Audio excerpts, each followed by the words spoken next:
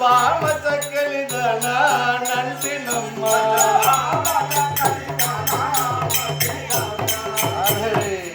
అయ్య తెలియక నేనన్న మాటలకు తెలుగుడు తెలియనా ఇంటికి రాడే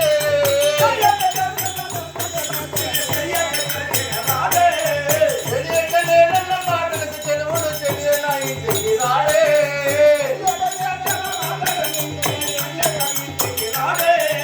పిలచిన పలుకడాయనే పిలచిన పలుకడాయనే మాధవి ఇంతకు మించిన మన్నను గాని ఇంటిన వేసిన ఒట్టు